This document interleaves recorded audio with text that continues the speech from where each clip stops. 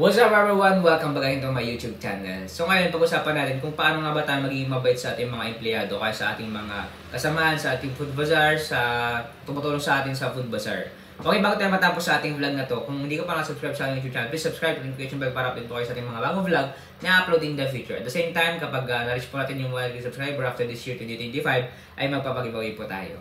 Alright, balik pa tayo sa ating topic ngayon. Makita niyo po sa aking thumbnail, kung hindi niyo po itong video na to, yung picture namin, nakasama ko si tatay ko, si ate ko, pinsan ko, tapos yung isa naming staff.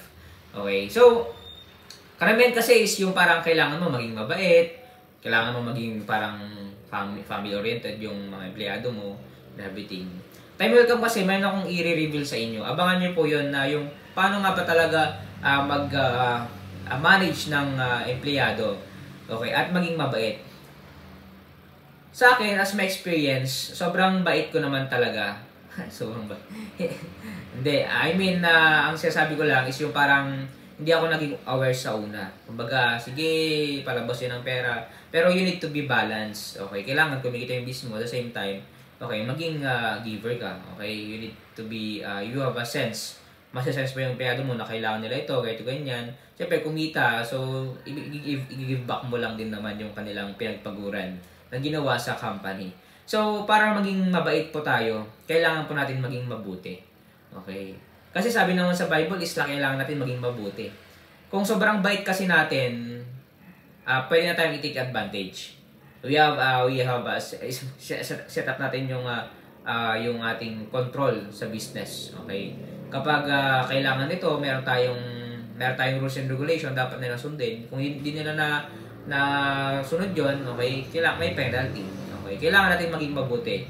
Okay, yes, may inis sila sa atin pag nagagalit tayo, pero kailangan kasi hindi pwede kasing sitain everything kasi yung business is malulugi. Kailangan natin maging mabuti. Huwag tayo maging sobrang bait. Okay? Maging mabuti tayo. Naiintindihan niyo ako? Okay, kasi karamihan kasi sige, bigay. Lagi mo na lang kumbaga yung empleyado mo sobrang bait, sobrang bait mo. Kailangan natin maging balance, okay? Kailangan natin maging mabuti. Okay?